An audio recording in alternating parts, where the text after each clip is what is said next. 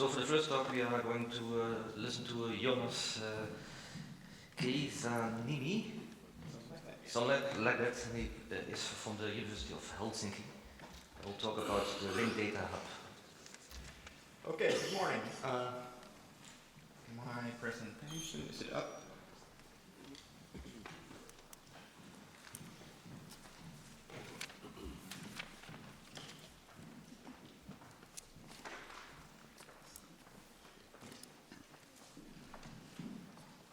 Yeah, I chose a proper picture for this summer weather. So I will try to work this and my computer at the same time because I need my notes. So hello everybody, morning. I'm Joonas Kesäniemi. I work for the Helsinki University Library, and today I want to talk about a small project where I work with a research group and build for data management system for them. And then I want to talk about this bigger idea, how this data that they're managing, the research data that they're creating, is connected to a bigger context through this idea of library as a data hub. And yesterday evening I was thinking, what is my exit? Because I hadn't thought about it before, but I figured it out. In this presentation, the exit is from the library systems and the library data. There's going to be ILS mentioned on one of the slides, but that's it. I want to talk about libraries, how libraries could also facilitate the use of other kinds of data, be the trusted data providers.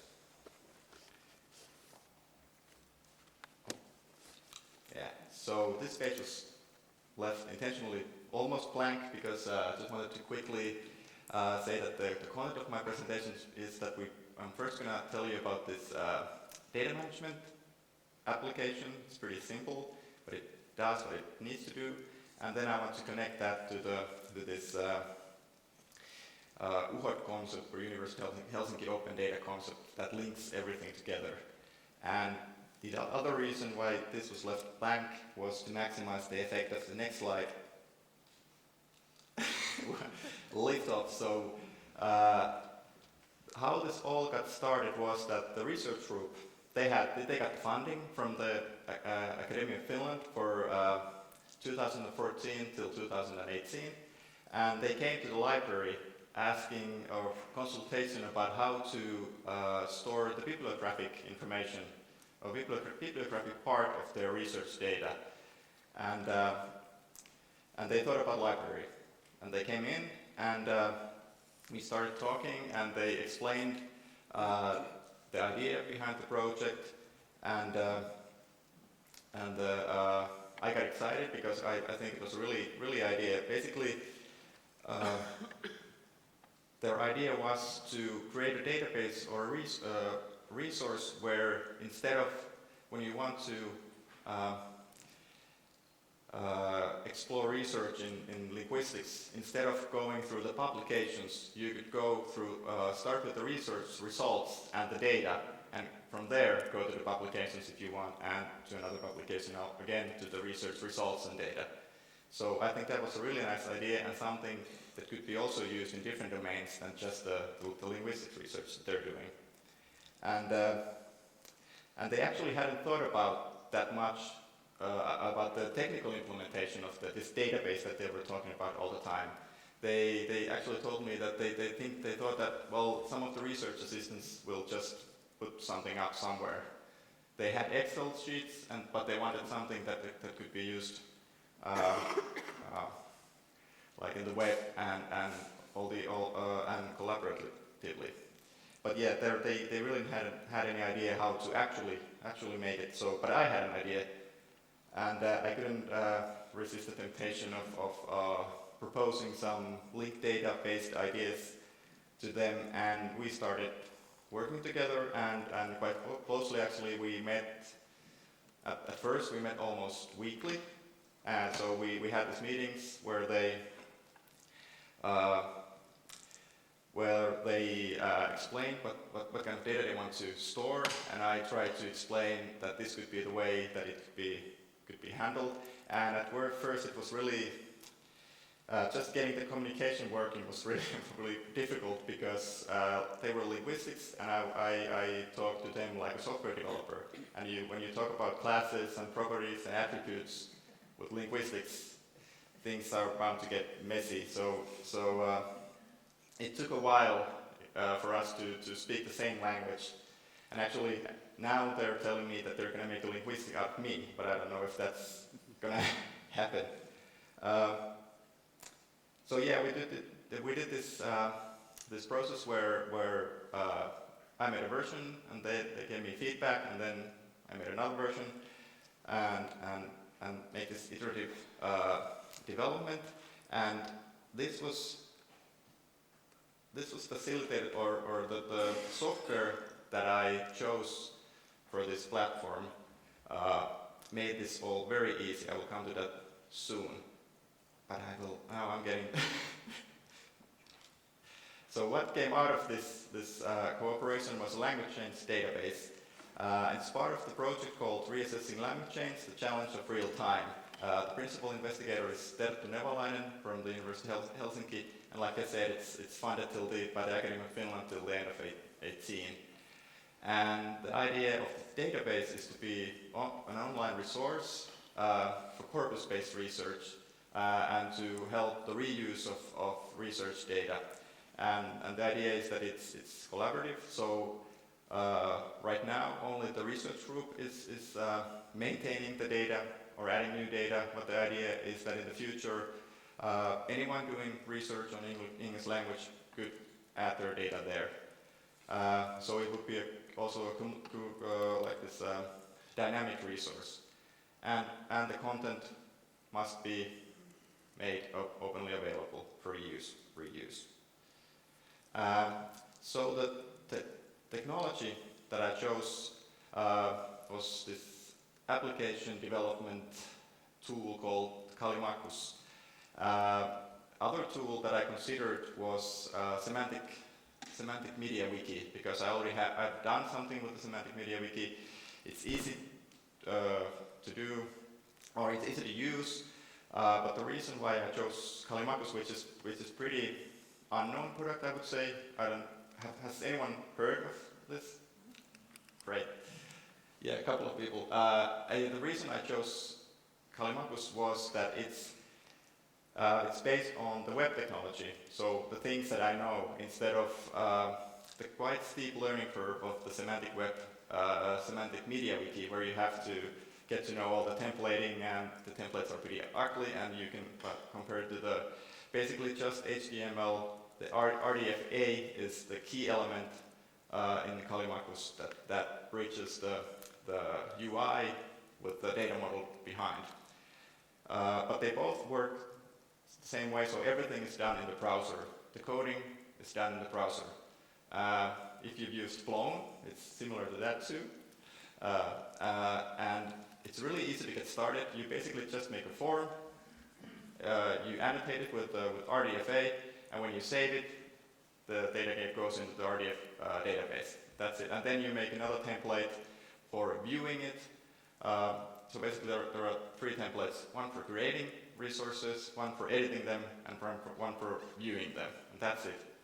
And whenever you feel like, okay, I need a new property, you just open up the edit template, you add a new form field, you save the template, and then you start editing the existing resources, or you start making new ones.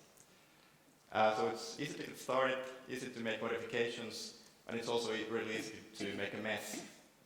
But I think that's okay. And like I said, all the data is stored in an RDF database. So that's the main data storage. And the other nice thing about the Callimachus is that it also provides very extensive provenance information on every change. So, and the provenance information is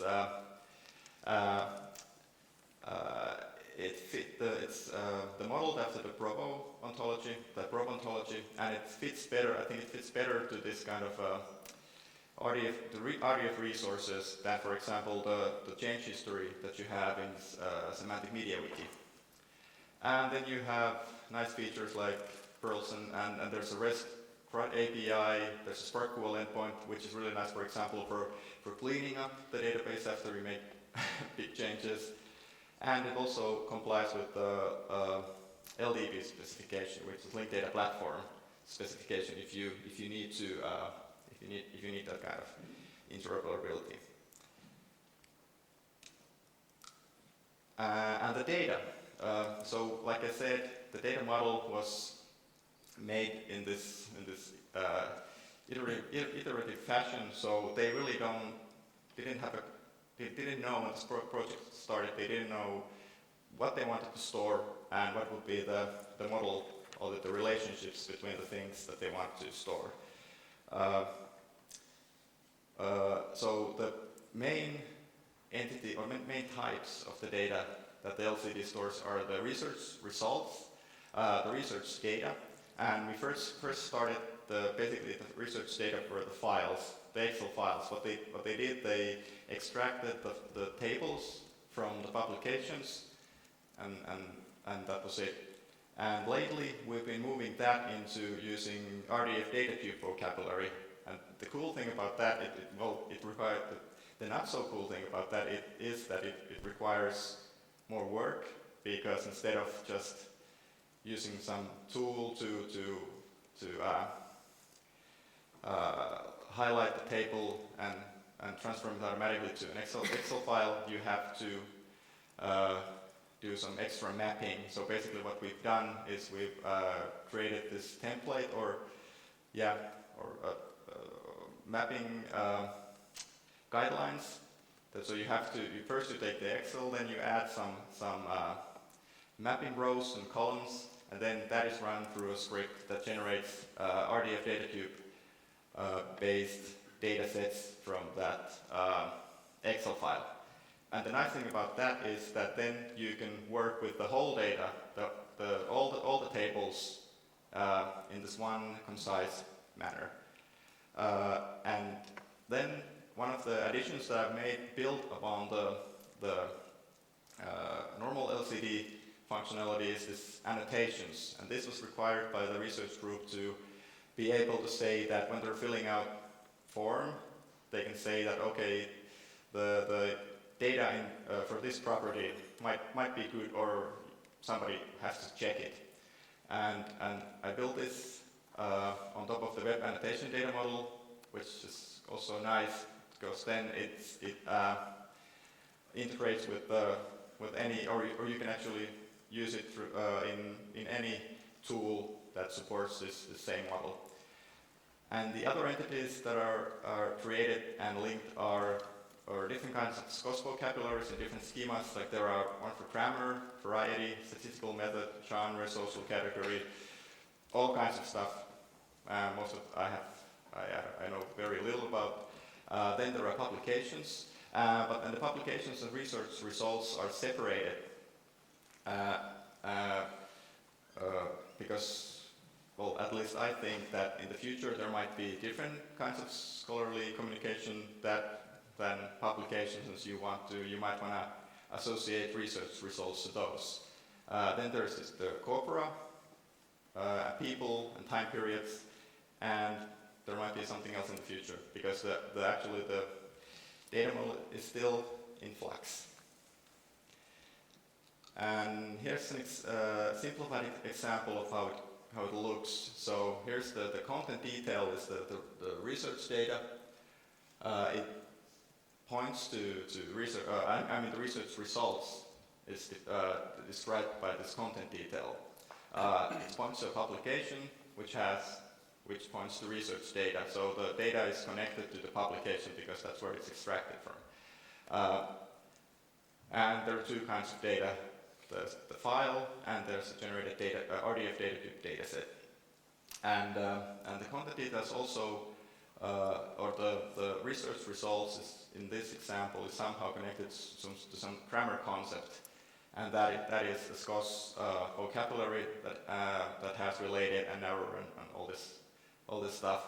And here the nice thing is that the dataset has observations. So observation is basically one value cell in the table, and this cell is now the value of the cell is now linked to the same grammar concept than the research results. So this means that you could get you could query for all the observations that deal with the adverbs grammar concept, for example, and then you can add this grammar is then a dimension, one dimension of this observation, and you could have other dimensions like time, start time, and the end, start year and end year of the observation. So you could make a query retrieving all the observations from certain time period related to certain grammar concepts, and then from that you can go to the research data and so forth. And the annotations are created, and annotations targets. So that means the thing that the annotation points to, they are created on property basis. So if you have property that can have multiple values, I'm only be able to point to the property level. So it's the annotation concerns one of the values. This can't be right. And the UI basically consists of forms and lists, and here are a couple of examples of the form. And all the things with great background, those are entity links. So it links to publications, it links to time periods, and corpora. Oh, and actually the keywords, that's not a link, that's just a string, but it's a autocomplete field that uses the existing content as the content of the autocomplete. And then there's an example how you are filling an offer for the publication. So yeah, it's a bunch of forms and lists, and that's the forms are the way you get the data in. And then there are the user interface also consists of this compound views, like this is the study. All these labels are also changing at the moment, so it used to be a study, now it's content details. This is still the old version. And this compound view combines the publication and the content details, and then you have recent changes, so like sub-views from the application. Then if you would scroll down, there would be the files. So it makes it easy to get an overview of one thing. And the fourth main component of the application is the entity search up there, where you can easily search for different types of things in the database and go to their compound view and follow the links from there.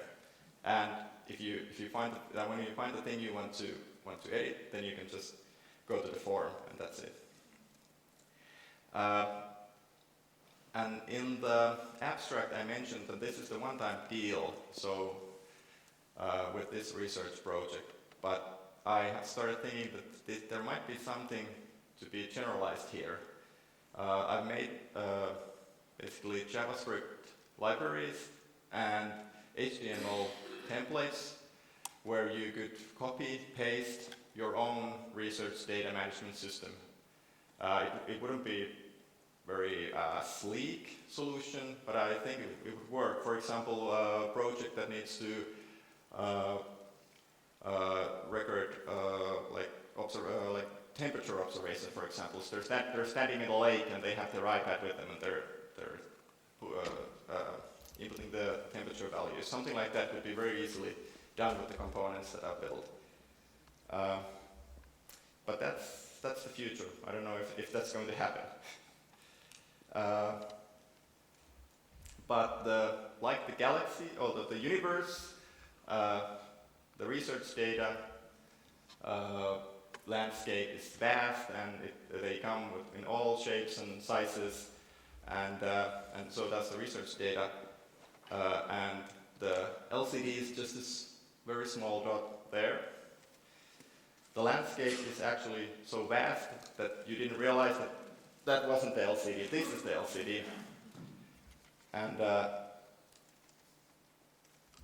So I want to also talk about the bigger picture, so how this small data could be linked and used through something bigger. And for this, I'm going to talk about this University of Helsinki Open Data concept. So UHOD, this wasn't the name I coined, somebody else came up with it, but I kind of like it. And this came from the fact that too often there are situations where you have the data. The data might be in 2 or 3 different places, and you have some use case for it. But there's something missing in the middle, and that's when you take your internal IT, or you take call your consultant or your university's IT department, and you come up with some kind of database solution. And usually they are designed to fit that one purpose, and if it's a project, afterwards it's probably forgotten, and nobody knows what's going to happen to it. So from this realization, I started thinking about this more generic platform. Generic also usually means that it can't do miracles, but the idea is to have a thing which basically can be set up pretty easily and can be used by anyone, almost anyone, and you can link data, transform data, enrich data, and distribute.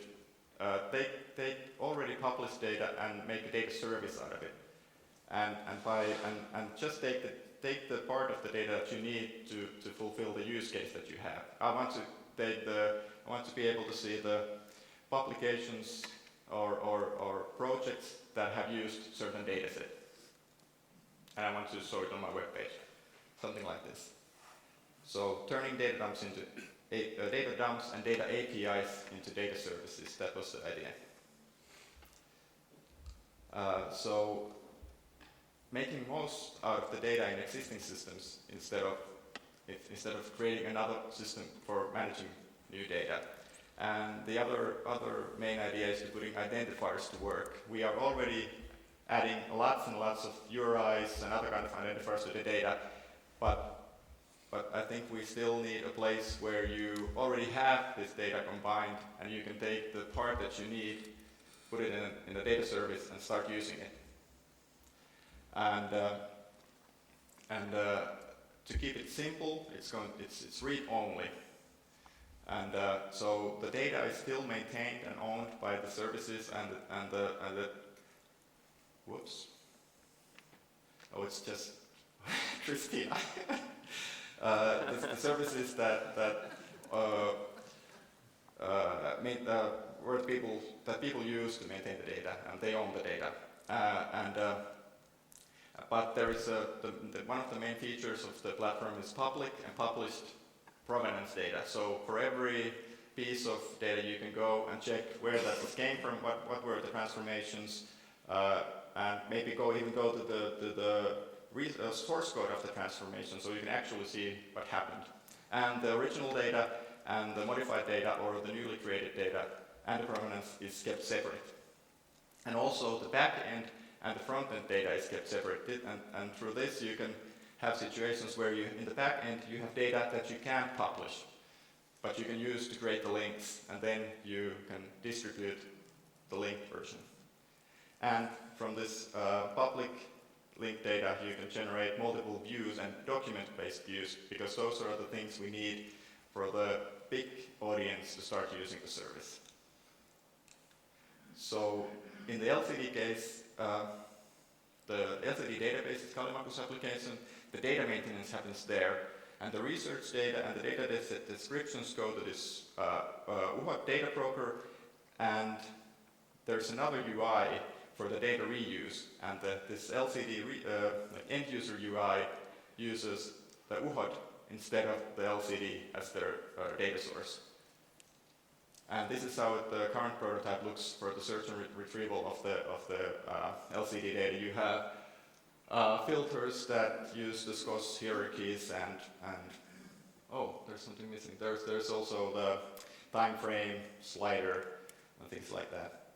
But this is the first prototype. But the research group is already using this in their daily work. And this could be then expand to all kinds of services. There's the ILS, you could get data from there. We get data from the CRIS system, and I changed the LCD to Research Data Management System, so because there could be many, these small databases, small research data management systems, and they all stuff their data into this UHOT broker, and the national services could, for example, use that to harvest the research data for the whole university. And then there's the institutional repositories, and there are semantic wikis, there could be files, whatever, anything. And then it could create something like this, that you have organizational units, you have publications from 3 different places, from the institutional repositories and theses, the publications from CRIS, and the books from library system, and then they are all connected, and this whole graph can be accessed through this one data API. So this is library facilitating the data reuse, referring to the keynote here. And this is again another picture about the UHOT concept. So you have the backend data, the front-end data, the data services on top of that, and then you have applications that use one or more services. And and how this is implemented, that's a story for another presentation. But I just wanted to show you the basic idea. So I haven't talked about the impact, and I really can't say about the scientific impact yet because this is a young project. The LCD is growing. We're now expanding beyond the research group, so there's going to be people from other universities starting to use it. The main admin part, adding their data. But I want to talk about the impact on the library. So through this, both the impact of the LCD cooperation and this UHOT thinking. So through the LCD, the library has become an active participant in research activities. We have made publications. We go to conferences, both scientific and this kind of conferences, and the library is always mentioned as part of the research group, or everything is done like in cooperation with the library. And also through the library has become a trusted data provider for data behind the visualizations of CRIS data. They are creating these collaboration visualizations on, for example, based on faculty or research group, how international the publication from that target has been. So on the map you can see that there are this many collaborations from United States and this many from China and things like that. And also the university's website search functionality uses our data. Can I click this?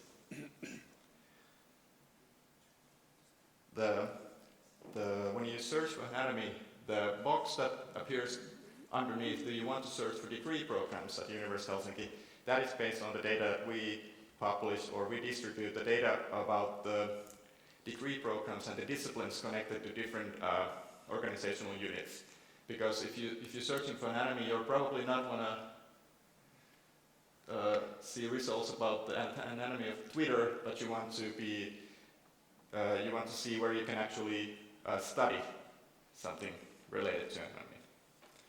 And also, this has the impact. One of the impacts has been that we have got new funding for the library from the Ministry of Culture and Education for a project that will run till the end of 2017, where we will be developing the same UHOT concept, but it will be called ATTX because it will be done in the context of the national, what was it called?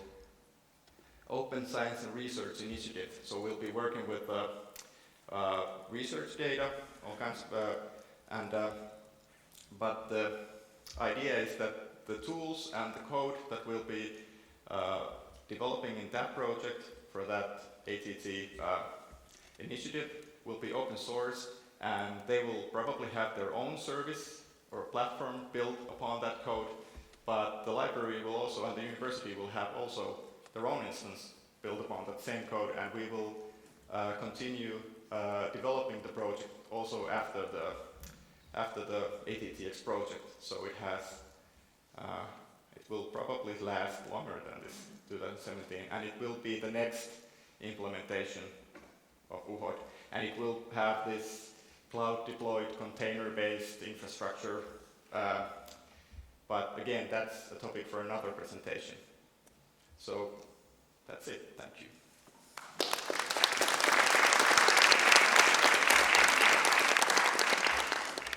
Thank you, Joonas. Are there any questions? We have time for one question.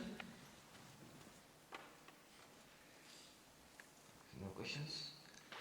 Because I have a question. I was wondering about you are using this Kali Makas to build the LCD database. And I would like to know what is the investment that the library made there, because you have made this nice rocket that's now in space. So what does it cost? There's no what? And you have then this nice picture of this rocket that goes into in the air. The question is, how much does it cost for you as a library? Not it cost in money, but in investment to do the same thing as the LCD for a second project for certain. Oh, that's a good question, because right now all the hosting and things like that are paid by the research project, and I've been able to use my own work time to make this thing. But if I would start from scratch with a new research project, I think, well, it would be great if there would be like a one person that could do something like this full time. So that, but if I would make another version for, let's say, a similar situation, it wouldn't take more than a week to set it up. And then the maintenance, the idea that the maintenance, if the research group has anyone even slightly knowledgeable of the web technologies, the idea could be that they could actually make the modifications after that. So copy pasting the HTML and using the JavaScript libraries that I provided, the library has provided. So and this whole stack is Python based or PHP or Ruby? It's just basically HTML and JavaScript. Okay. Yeah. Thank you. Any more questions? It's time to. Oh yeah, it's a Java app. The Microsoft Java app. Yeah. And the nice thing is that the application through which you build your own applications is also built with Callimachus. So. Thank you. Thank you.